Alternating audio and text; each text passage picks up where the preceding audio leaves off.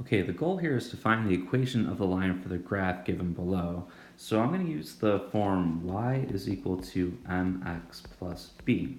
So all we need is the slope and the y-intercept. So to start with, I can see that this point right here is on the y-axis. So that's my y-intercept. I'm going to mark that down.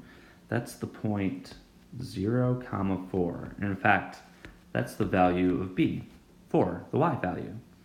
The second thing that we'll need is the slope. And I have 2 points labeled on this graph. Again, we just used this one, 0, 4. But we have this other one, which is 4, 2. So maybe I'll write that down as well. So that was 4, 2. We could use the formula for slope if we wanted to. This one is simple enough where I think we could just like count across. So starting at the point 0, 4. Okay, so we go over 1, 2, 3, 4. This is my run. And okay, I'm going down, so I know it's going to be a negative value, so I go down 1, 2. Maybe I'll even put -2 to indicate that this is decreasing. I know the slope is the rise over the run, so I'll write that as m. That's going to be -2 divided by 4. And if you simplify this, you can write it as -1 over 2. That's everything that we need for our equation. Y is equal to, I'll put -1/2 in place of m, copy down x, and for b, I'll put 4. As a final check, you could go back to these 2 points and let's say plug 0 in place of x. Does it give you 4 back? It does. Likewise, you could put 4 in place of this x to see if it gives you 2 overall for y, and it will as well. But that's it. Like if we have a graph and we can read the slope and the y-intercept off of it, we immediately have the equation of the line.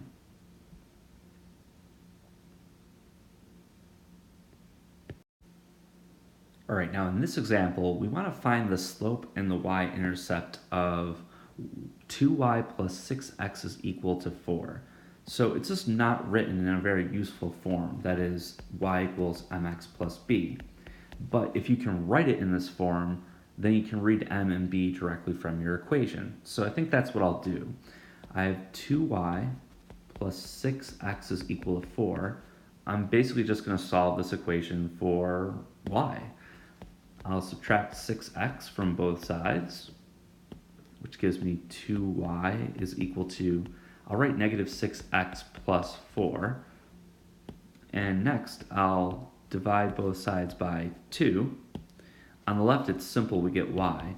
Now this 2 gets divided into both the 6 and the 4. So you could just do that right in this step and say, okay, 2 goes into -6 -3 times, and it goes into 4 twice. And at this point, I know my answers. I know the slope is going to be -3. The y-intercept is going to have a y value of 2. So now we can start plotting this line. So first, I'm going to put 2 on the y-axis. So that's here. And to get the line, we just need a second point. And this is where we can use slope. I'm going to go to the right 1 place, but I'm going to go down 3 places. So that is, if we're starting here, I'm going to go right 1, but I'm going to go down 1, 2, 3 to 1, -1. So I'm going to mark that. And then the line is just the equation that goes through these 2 points. So try to carefully sketch that. But this is the equation of the line.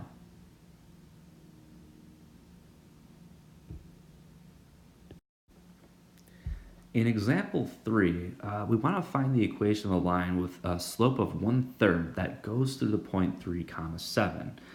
So what's tricky about this one is if you try to use y is equal to mx plus b, you do know m, it's 1/3, but here I don't know b.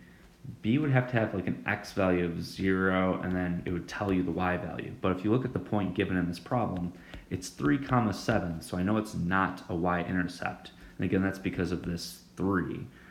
Well, there is another equation that we can use, which is y minus y1 is equal to m times x minus x1, where if you're only given the slope, a third, and you're given not the y-intercept, but some other point 3 comma 7, which is our x1 and y1, well, you can plug this information into this other version of the equation of the line. So basically, I'll put 1/3 here. In place of x1, I'll put 3. In place of y1, I'll put 7. And it's going to work much in the same way, where I'll plug those numbers in, I'll simplify it, and I'll actually write the answer. I'll write the answer in y equals mx plus b form. That way, it'll just be a little bit more concise. So let's see. Plugging in what we know, we have y1 is 7. The slope m is 1/3. And then we have x minus 3. Okay. That is the equation. You could stop here, but I think I'm going to simplify it by distributing the third. And with that, we have y minus 7. It's equal to 1/3 x. But now we have 1/3 times 3. That's 3 over 3. That's minus 1. And if I add 7 to both sides, I get y is equal to 1/3 x plus 6. And, well, actually written this way, it's interesting that I actually now know where this thing crosses over the y-axis at 0, comma 6. But this is the final equation in that form, 1/3 x plus 6. And if you'd like, you could again, take 3 comma 7, put 3 in place of x, see if it gives you 7 back, and clearly it will. If you put 3 here, 3 times a third is 1, and 1 plus 6 is 7, and that is it for this example.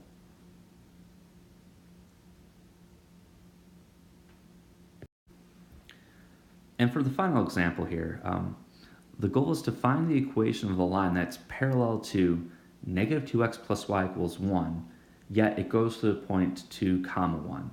So if you look at the graph that I have here below, there's two equations. This one's, let me go back here. This first one is negative 2x plus y is 1.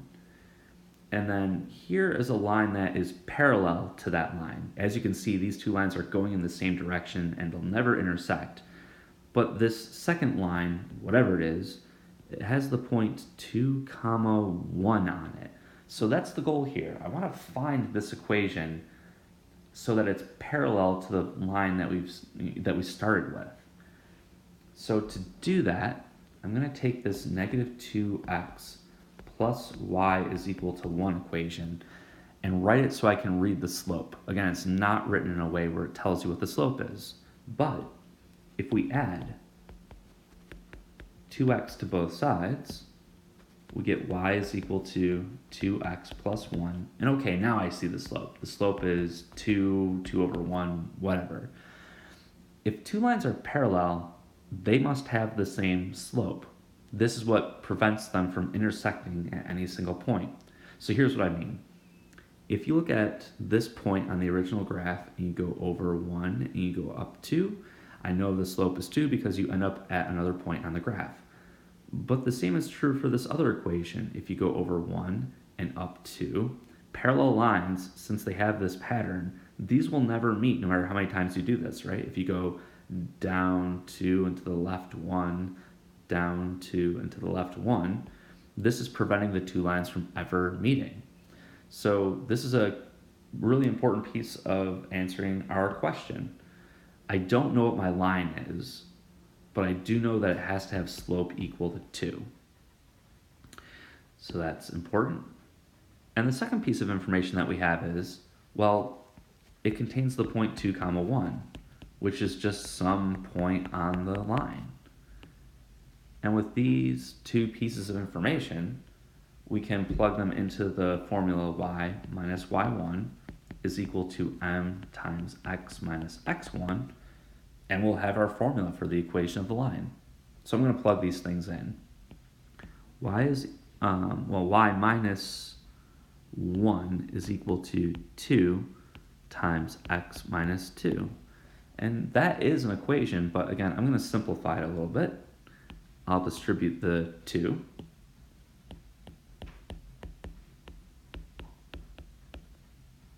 And then I will add 1 to both sides. I get y is equal to 2x minus 3. So here is an equation of the line that's parallel to negative 2x plus y equals 1, yet it goes through the points 2, 1. And that is it for this example.